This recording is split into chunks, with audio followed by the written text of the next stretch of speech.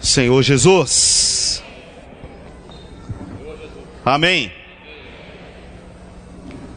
Nós estamos vivendo dias difíceis. A pressão que pensamos ser somente para com os jovens, todos nós, de uma forma ou de outra, estamos sofrendo essa pressão. As exigências são altíssimas. Você não pode mais só se graduar, você precisa fazer uma pós-graduação, você precisa fazer um mestrado, um doutorado, e o mercado exige. Você precisa cumprir horas, você precisa respeitar regras. A adolescência de 15, 20 anos atrás, hoje, é muito diferente. As dificuldades que enfrentávamos há 20 anos atrás, elas não são mais as mesmas. Elas estão mais intensas. As preocupações com o futuro aumentam rapidamente. E todas essas indagações, elas trazem pressão. Falar de homossexualismo há 2 décadas atrás era extremamente vergonhoso. Hoje está tudo exposto. E ai daquele que tem um pensamento contrário. Esse mundo, disse Jesus, jaz no maligno. Aonde Deus vai poder cuidar de seus filhos? Onde Deus vai poder salvar, separar seus filhos de tanta coisa podre que hoje há no mundo? Em que lugar nessa terra Deus pode nos preservar de tanta pressão? Onde vamos conseguir descanso, refrigério? Onde vamos conseguir repouso?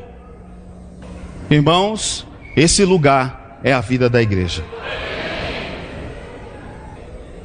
Eu preciso entender que a vida da igreja é o lugar que o Senhor quer me manter para me livrar deste mundo perverso.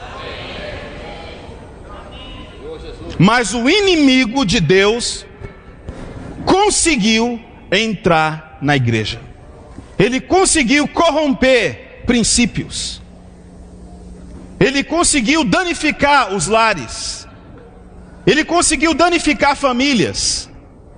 Ele conseguiu mudar a verdade em mentira.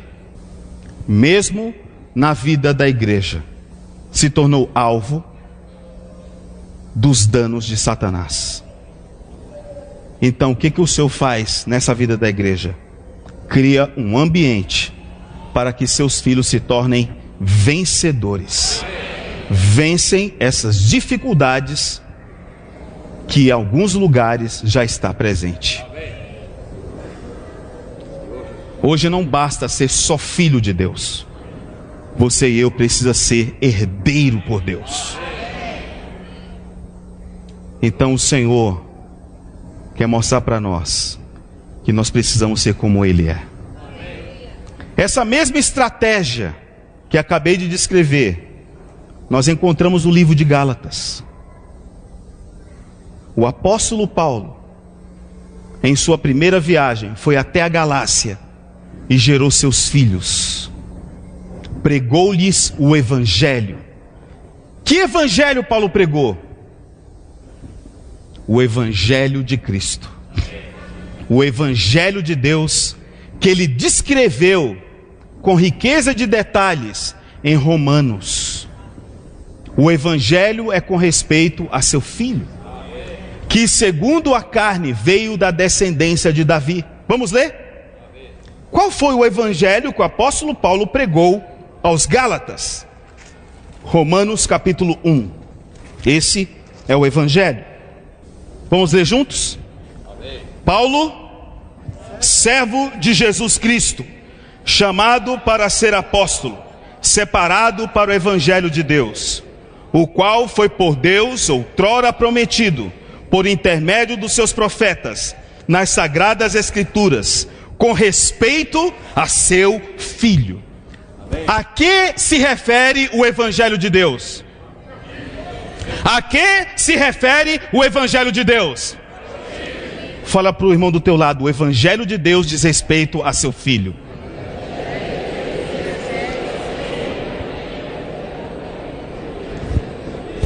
Agora, esse filho, ele se manifestou nessa terra como quem? Vindo da descendência de Davi segundo a carne. Segundo a carne. Por que Jesus veio à terra segundo a carne? Em Gálatas 4 diz que o Senhor Jesus, ele veio nascido de mulher sob a lei. Por que ele falou isso? Isso aqui, irmãos, é a prática de Apocalipse capítulo 1. Um semelhante a filho do homem andava por entre os candeeiros de ouro. Amém? Então só estou cumprindo a palavra. Amém? Então, em Gálatas 4 diz que Jesus veio, ele foi nascido de mulher, nascido sob a lei. Por quê? Por que ele teve que nascer, vir de mulher, vir sob a lei? Por quê? Porque ele precisava cumprir a lei. Leiam Hebreus capítulo 9, versículo 22. Só essa ala aqui vai ficar de pé e ler para nós Hebreus capítulo 9, versículo 22. Por favor. Só vocês vão ler para todos esses aqui, ó, que estão à frente. Vamos lá? Hebreus capítulo 9, versículo 22. Amém?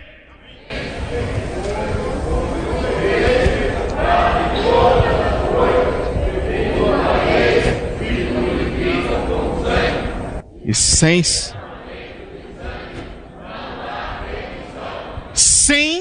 derramamento de sangue não há remissão. Muito obrigado. Para cumprir a redenção por mim e por você, o Senhor Jesus, ele teve que pagar um altíssimo preço. Deus Pai tem sangue? De acordo com João capítulo 4, versículo 24, o que Deus é? Deus é espírito. E se você cortar o espírito, vai sair sangue? Então como o Pai, como Deus podia cumprir a redenção por mim e por você? Como Deus, que é espírito, poderia cumprir a redenção por mim e por você? Se ele se tornasse carne. Se ele se tornasse homem. E ele se tornou ou não? No princípio era o Verbo estava com Deus, e o Verbo era Deus. Mas o Verbo se fez carne e tabernaculou entre nós, cheio de graça e de verdade. Vejam, irmãos, o Pai se encarnou. Deus se encarnou. Por quê? Para cumprir a redenção por mim e por você. Para pagar um preço que eu e você não tínhamos condições de pagar. Agora, a motivação de Deus para fazer isso, sabe qual foi? O amor. Quem neste universo desce do seu trono de glória e vem viver como homem comum nessa terra? O Senhor poderia ter escolhido nascer numa família abastada, ser concebido de acordo com um plano de saúde, nos melhores hospitais da época, mas não foi assim que ele nasceu. Seus pais golpearam, bateram em várias portas para obter acolhimento, e obteve? O que lhe restou? Uma manjedoura. O que move um Deus a fazer isso? Fala para o irmão do teu lado, o amor. O amor. Agora, quem éramos nós para ele fazer isso? Quem éramos nós? Éramos pessoas boas, né? Vamos ler Romanos capítulo 5. Vamos ver o seu currículo e o meu currículo. Capítulo 5, versículo 6.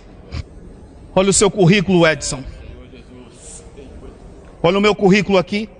Porque Cristo, quando nós ainda éramos fracos, morreu a seu tempo pelos ímpios.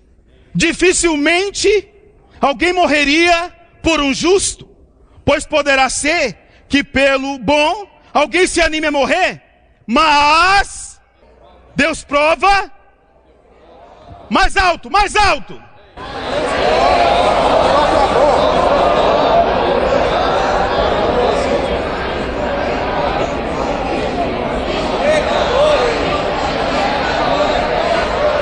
Mas Deus prova o seu próprio amor para conosco pelo fato de ter Cristo morrido por nós, sendo nós ainda pecadores. Esse foi uma parte do evangelho que Paulo pregou aos Gálatas. Voltando para Romanos capítulo 1. Então ele veio da descendência de Davi segundo a carne, para realizar a redenção por mim e por você. Mas ele também foi designado o quê? Versículo 4. E foi designado Filho de Deus com poder, segundo o Espírito de santidade, pela ressurreição dos mortos, a saber, Jesus Cristo, nosso Senhor. Vejam, irmãos, ele não só cumpriu a redenção, mas ele também foi designado aquele homem comum. Ele foi designado Filho de Deus. Quando ele ressuscitou, o Pai disse: eu hoje te gerei. Por que fala eu hoje te gerei? Se ele já era Filho de Deus.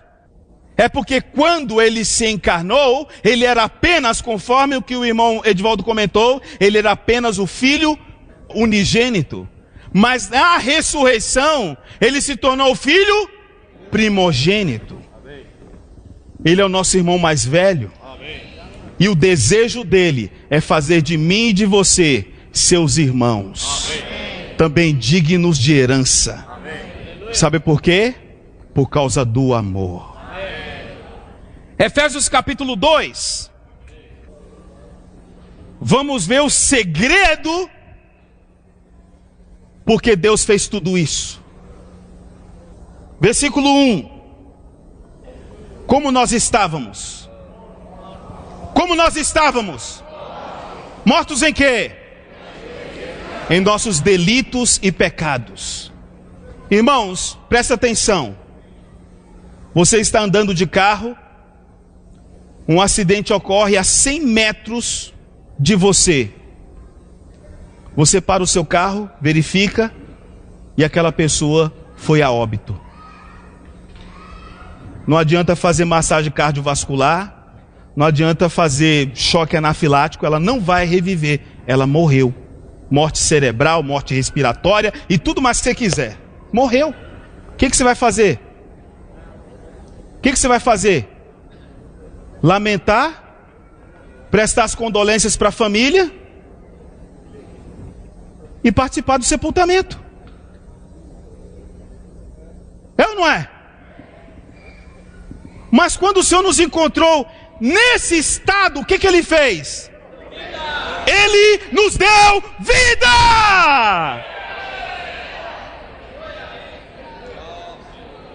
Nós podemos passar pelo morto e dizer que pena. Ele passou por nós, viu-nos mortos e disse: eu vou te dar vida! Sabe por causa disso? Sabe por quê? Porque Ele nos ama. Fala para o irmão do teu lado: nós estávamos mortos, mas Ele nos deu vida.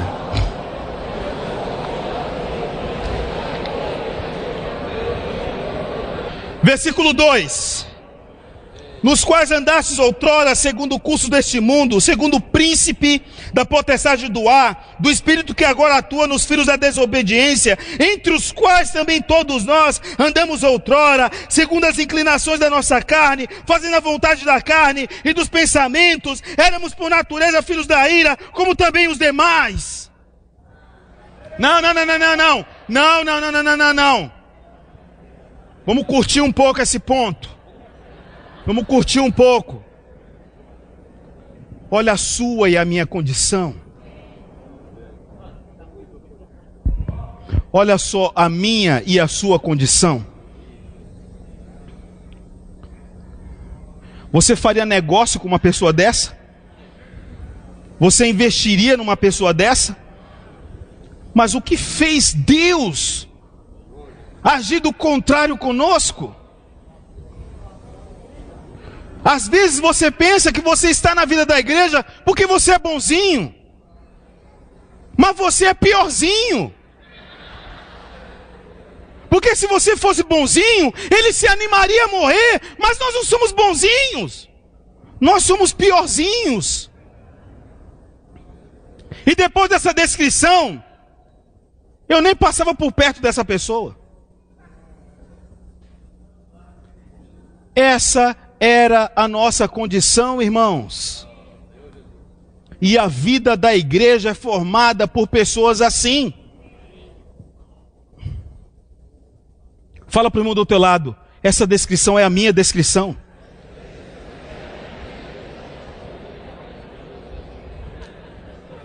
Agora presta atenção.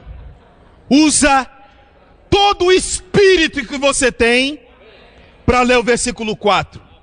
Usa todo o espírito que você tem. Mas Deus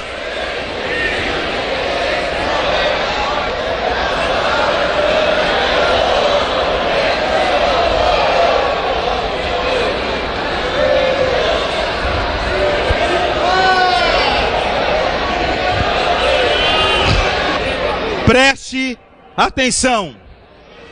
Preste atenção nesse texto. E vamos aprender um grande princípio. Porque Ele foi capaz de nos amar assim. Porque Ele é pobre. Ele é paupérrimo. Ele é rico. Por que que eu e você temos dificuldades para perdoar? Porque somos pobres. Mas e quando alguém é rico? Eu vou fazer uma ilustração aqui. Está aqui nosso irmão Luciano, recém-chegado da Europa. Seja bem-vindo, meu irmão. Aleluia. Voltou da Europa, o patrimônio dele em pouco tempo subiu a 100 milhões de reais. Nosso irmão Felipe, por outro lado, fique de pé, irmão Felipe. Por outro lado, não é tão rico assim. O irmão Felipe tem um modesto patrimônio que é avaliado dá 10 mil reais. Mas eles têm algo em comum. Eu devo 1.000 reais para ele e também devo 1.000 reais para ele. Além de terem em comum isso, eles têm uma segunda coisa em comum. Eu não tenho condições de pagar a ambos. Nem ele, nem ele. Mas eu pergunto, irmãos, quem dos dois tem maior condição de me perdoar? O Luciano ou o Felipe? Por que o Luciano? Porque ele é rico. 1.000 reais não faz cócegas no patrimônio de 100 milhões que ele tem. Mas por outro lado, 1.000 reais faz grande diferença no patrimônio avaliado em 10 mil reais do irmão Felipe. Isso é apenas uma brincadeira. O irmão Felipe é muito rico e o irmão Luciano, idem de Cristo. Amém? Obrigado. Vejam, irmãos, o seu patrimônio espiritual está avaliado em quanto? O valor que você estabelecer para o seu patrimônio espiritual será a condição que você terá para perdoar alguém. Se nós não formos ricos de Deus, dificilmente teremos condições de viver uma vida da igreja plena. Entende, irmãos? Você quer ser rico? Como fazer para ser rico? Onde está escrito isso? Romanos, capítulo 10, versículo 12. Vamos ler? O que diz? Porque não há distinção entre judeu e grego, uma vez que o mesmo é o Senhor de todos, rico para com todos os que o invocam. Vamos ficar ricos! Oh, Senhor Jesus! Oh, Senhor Jesus!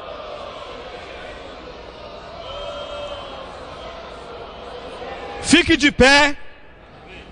Não, calma. Fiquem de pé apenas quem participou da conferência de jovens neste último julho. Então eles vão entender o que eu vou fazer.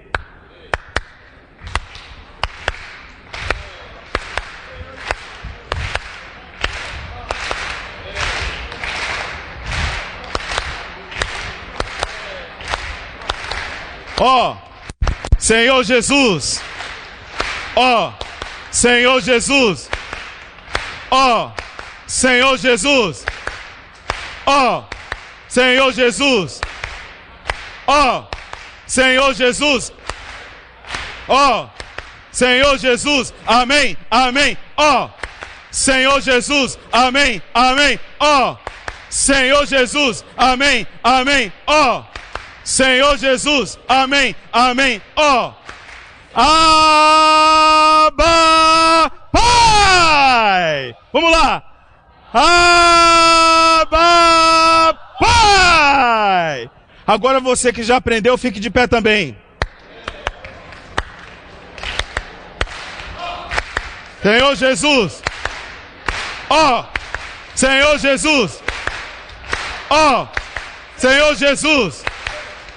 Ó, Senhor Jesus. Amém, amém. Ó, Senhor Jesus. Amém, amém. Ó, Senhor Jesus. Amém, amém. Ó, Senhor Jesus. Amém, amém. Ó, Senhor Jesus. Amém, amém. Ó, aleluia. Amém. O nosso Pai é rico. E Ele quer que seus filhos também sejam. O filho é rico. Vamos ler Efésios capítulo 3, versículo 8. Vamos ler juntos. A mim, o menor de todos os santos, me foi dada esta graça de pregar aos gentios o evangelho das insondáveis riquezas de Cristo. Leia mais uma vez.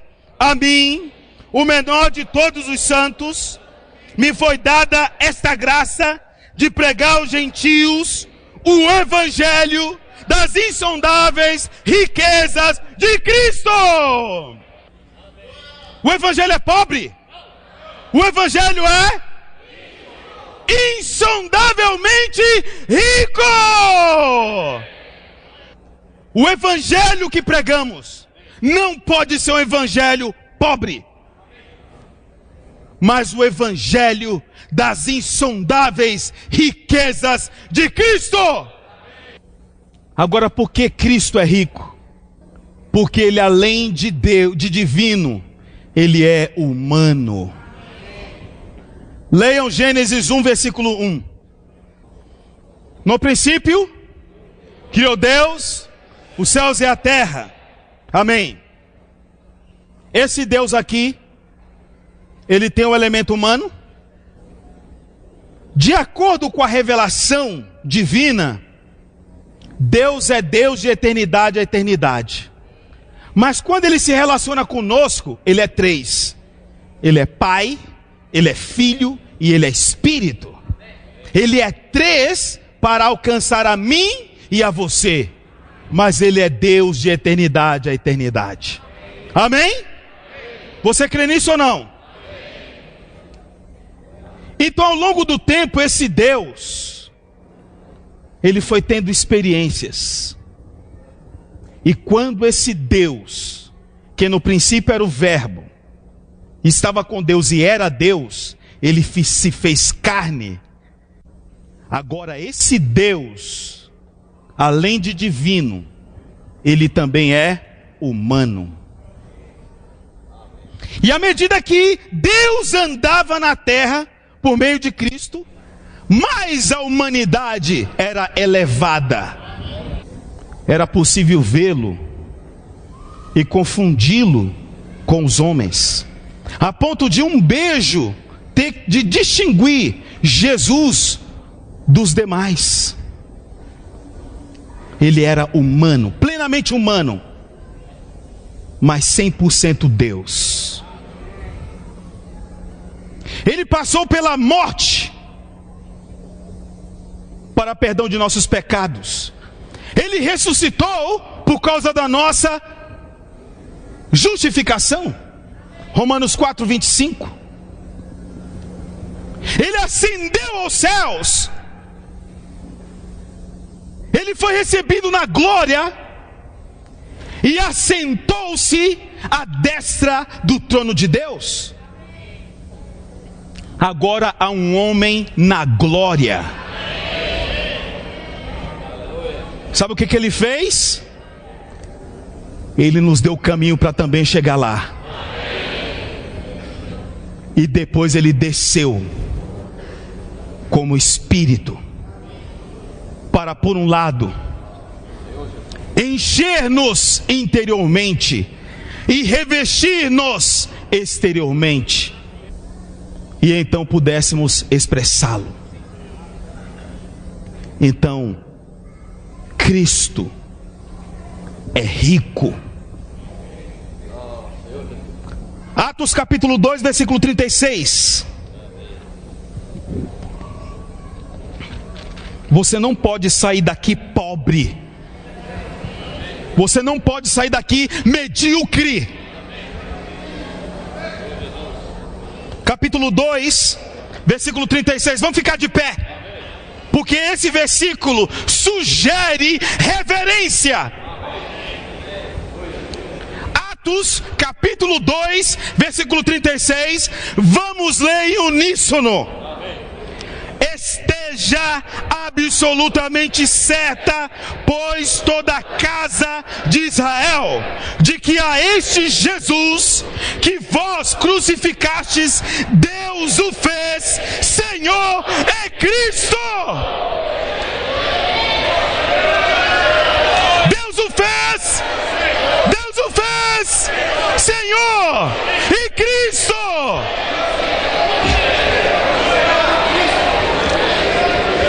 Podem sentar. Podem sentar. Ele não era? Ele não era Senhor e Cristo? Eu pergunto, irmãos, ele não era Senhor e Cristo? Não o bastante. Ele precisava ressuscitar e ascender. Aí Deus o fez Senhor e Cristo. Onde ele está? Onde ele está? Onde está esse Senhor e Cristo hoje? Por um lado ele está dentro de nós, mas por outro lado, onde ele está? Ele está à destra de Deus Pai. E pela igreja ele te levou para lá. Você crê nisso ou não? Vamos ler Efésios 2. Vamos ver onde é o nosso lugar. Onde é o nosso lugar? Capítulo 2 de Efésios, versículo 5 a 7. E você tem que ter fôlego para ler esses versículos. Você não pode gaguejar. Você tem que usar todo o teu ser para ler esses versículos. Você não pode ler de qualquer maneira esses versículos. Você não pode ler de maneira medíocre esses versículos. Você tem que ler com poder, com propriedade, com encargo, com gozo, com alegria. E estando nós mortos em nossos delitos, nos deu vida juntamente com Cristo. Pela graça sois salvos, e juntamente com Ele nos ressuscitou e nos fez assentar nos lugares celestiais em Cristo Jesus, para mostrar nos séculos vindouros a suprema riqueza da sua graça em bondade para conosco em Cristo Jesus. Aonde você está? Aonde você está? Diga: eu estou no Cristo ascenso.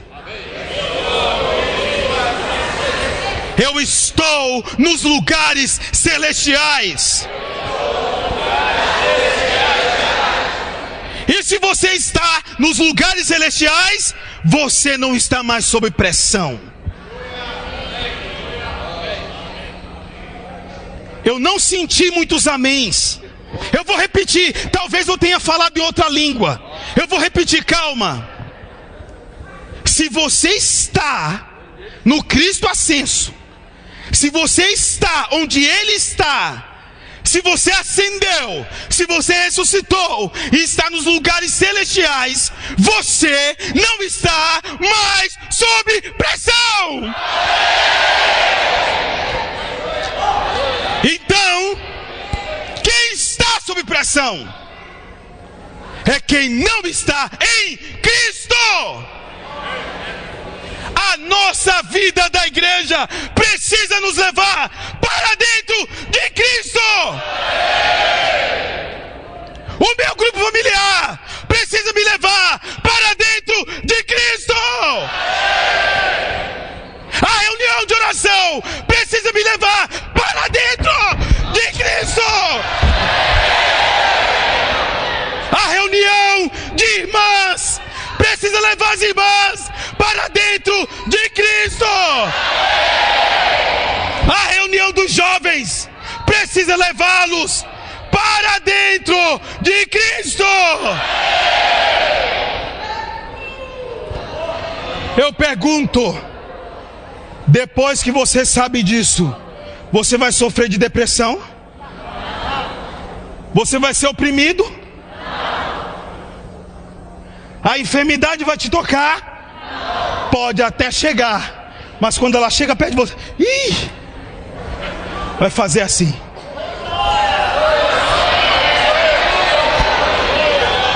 Eu quero que você que está enfermo, fisicamente enfermo, fique de pé, eu quero orar por você. Eu não sei qual é o seu problema físico. Eu não sei o que os médicos falou para você, mas eu quero orar por você. Eu quero proclamar na tua vida esse Cristo ascenso, que subjugou o pecado e a morte, as enfermidades.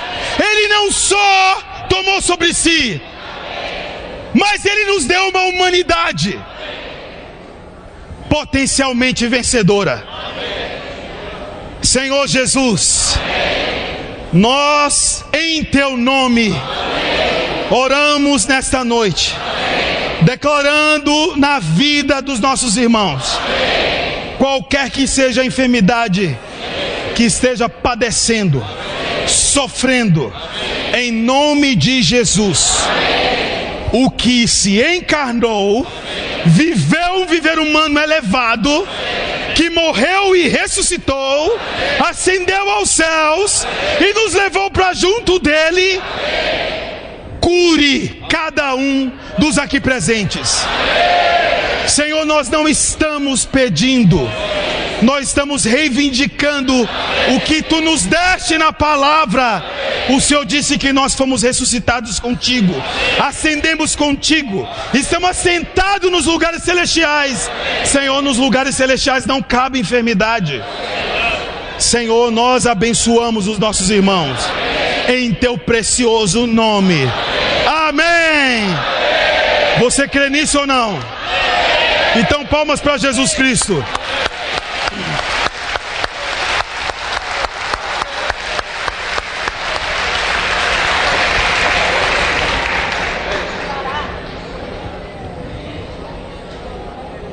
O Pai é rico, o Filho é rico, o Espírito é rico.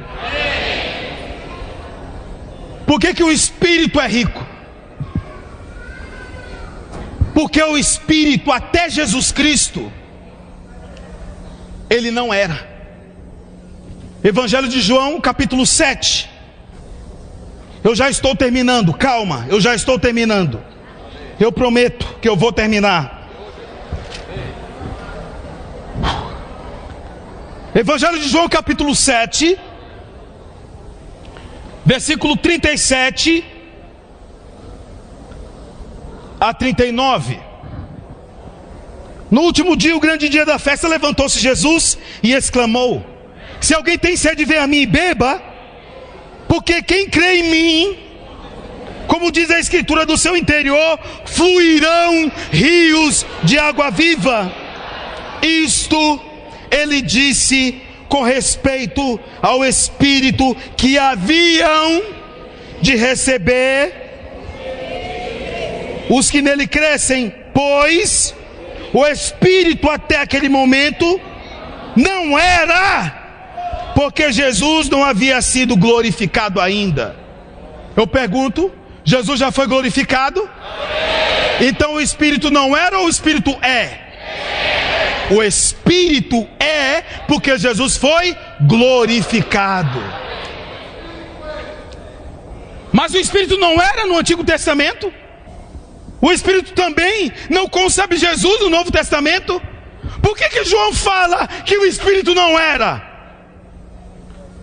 O Espírito não era tão rico como agora é. Gênesis, você não vai ler, você vai anotar. Gênesis capítulo 1. O Espírito pairava por sobre as águas. O Espírito de Deus é o Espírito que cria, que traz à existência as coisas que existem a partir do nada. Quem faz isso? Só o Espírito de Deus. Mas o Espírito de Deus, ele criou, mas ele quer se relacionar com o homem. Então ele também foi chamado de o Espírito do Senhor, ou o Espírito de Jeová. E ele agia em Sansão, nos Juízes. O eu sou, o Jeová, atuava, realizava algo e depois saía. Era o Espírito do Senhor. Mas esse Espírito também é santo. Ele é rico em santidade. E esse Santo Espírito concebeu, gerou Cristo no ventre de Maria. O Espírito Santo gera Cristo. E os Gálatas experimentaram isso pela pregação do Evangelho de Paulo. Quer gerar Cristo nas pessoas pelo Espírito Santo? Pregue o Evangelho a elas. Então no Espírito Santo há o Espírito de Jeová, há o Espírito de Deus. Depois esse Espírito recebeu um ingrediente adicional, que é o Espírito de Jesus. O Espírito de Jesus diz respeito à humanidade de Jesus, à pessoa de Jesus. Às vezes nos encontramos em momentos de decisão complicados, como o que o homem Jesus se encontrou. Devo dizer para atirar a pedra ou devo dizer para não atirar a pedra? Essa humanidade curvou-se até a terra e depois de considerações de milésimos, ele responde: muito obrigado. Ele responde: quem não tiver pecado, seja o primeiro a tirar a pedra. Quem dá essa saída? Só essa humanidade fina de Jesus, que Paulo experimentou, restringindo-o de ir para o outro lado, em Atos capítulo 16. Mas esse Espírito, que é o Espírito de Jesus, tem a humanidade de Jesus, tem a capacidade de gerar Cristo, tem também o quê? De realizar, de fazer as coisas, o eu sou. E ele também tem a capacidade de criar tudo a partir do nada. Às vezes, irmãos, nos encontramos em situações assim. Você não tem como lidar com aquela situação, você não tem saída. Então você tem o Espírito de Deus, que do nada faz surgir o que aparentemente não existia. Nosso espírito é rico ou não? Mas não parou por aí, também tem o Espírito de Cristo. O Espírito de Cristo, enquanto o Espírito de Jesus diz respeito à humanidade, o Espírito de Cristo diz respeito à divindade. Se você quer experimentar Deus, você precisa tocar nesse Espírito. Esse Espírito nos leva a ver os problemas de cima. Quando você está fora do Espírito, você olha os problemas assim. Mas quando você está no Espírito, você olha os problemas assim, porque você está no Cristo ascenso, ressurreto, entronizado, governando todas as coisas, até o caos do seu grupo familiar, ele pode governar. Até aquela irmã, aquele irmão ou aquele jovem que você já desistiu dele, o Espírito de Cristo pode trazer solução para isso. Quem acreditava em Marcos, quem disse que Marcos poderia render alguma coisa, mas alguém tomado pelo Espírito cuidou daquele jovem. Sabe o que nós precisamos na vida da igreja? De tutores e curadores cheios do Espírito, que tem esperança. Mas não parou por aí. Tem um Espírito de Jesus Cristo. E eu vou fazer questão de ler esse versículo com você. Está em Filipenses capítulo 1, versículo 19. E você vai se impactar quando você estiver lendo esse versículo. Você talvez pense: não existe. Esse versículo não existe. Mas existe. Filipenses capítulo 1, versículo 19. Você está rindo porque você está rindo como Sara. Falou para o anjo, chegou para ele: você vai engravidar. Eu vou engravidar. Espero que esse seja o teor da sua risada, pois Deus vai fazer algo. Filipenses capítulo 1, versículo 19. Porque estou certo de que isto mesmo, pela vossa súplica e pela provisão do Espírito de Jesus Cristo, me redundará em libertação. Fique de pé e proclame isso. Pela provisão do Espírito de Jesus Cristo, me redundará em libertação.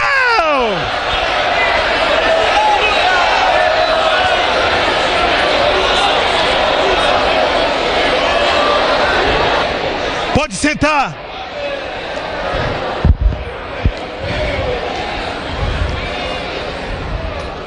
Eu quero dizer algo para você. Esse Espírito tem uma provisão abundante. O que é provisão?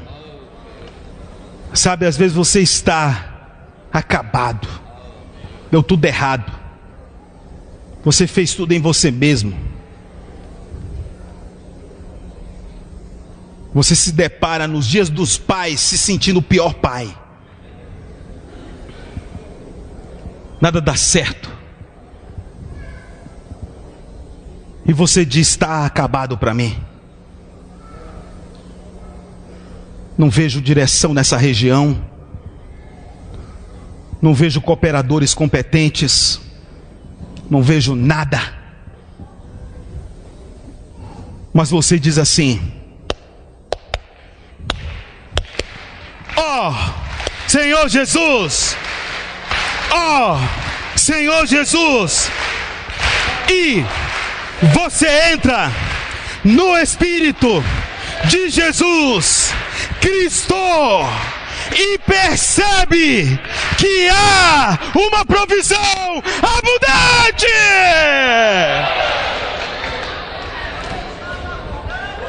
De maneira que até o onésimo se torna útil. De maneira que um imprestável jovem se torna útil. De maneira que uma igreja fraca se torna forte. Sabe por quê? Porque passou a andar e viver no Espírito.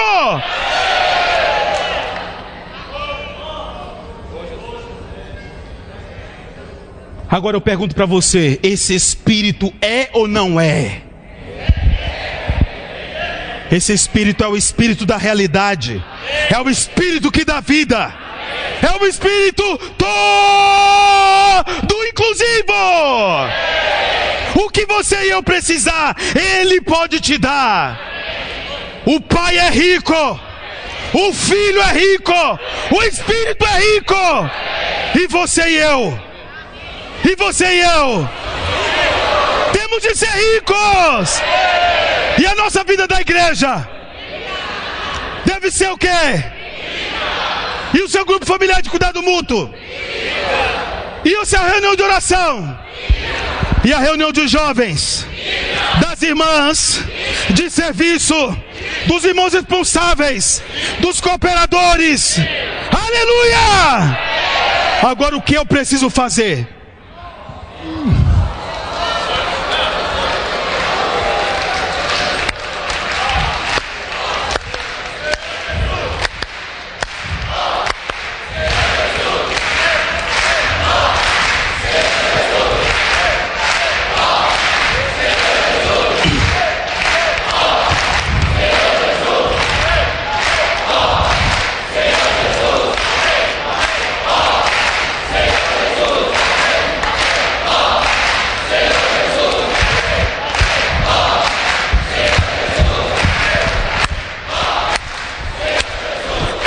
Amém, ó Senhor Jesus, amém, amém, ó último versículo, Efésios capítulo 1,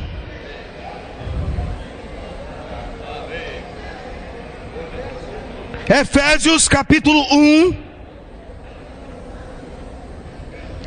versículos de 20 a 23. Vamos ler de pé.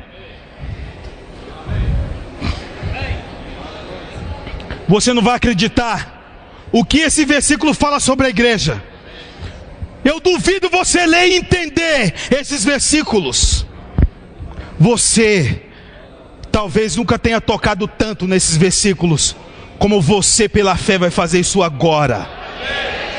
O qual exerceu ele em Cristo, ressuscitando-o dentre os mortos e fazendo-o sentar à sua direita nos lugares celestiais, acima de todo principado e potestade e poder e domínio e de todo nome que se possa referir, não só no presente século, mas também no vindouro, e pôs todas as coisas debaixo dos pés, e para ser o cabeça sobre todas as coisas, o deu à igreja, a qual é o seu corpo, a plenitude daquele que a tudo enche em todas as coisas.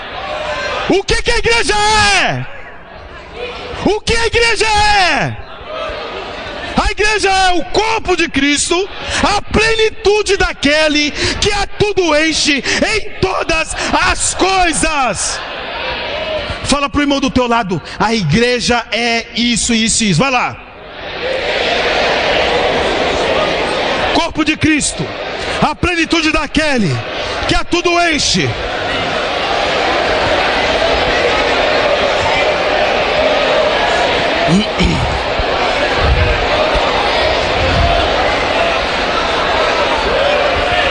Aleluia!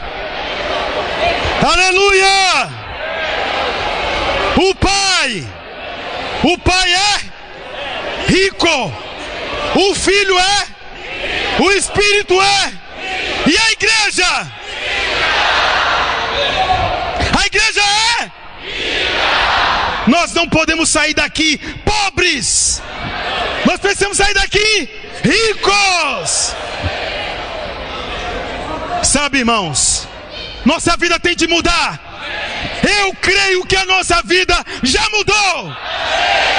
Nós precisamos resgatar o desfrute de Cristo, o desfrute da vida, o crescimento de vida pela palavra, pelo Espírito, pelo desfrute, pelo exercício do Espírito, pela comunhão, pelas reuniões.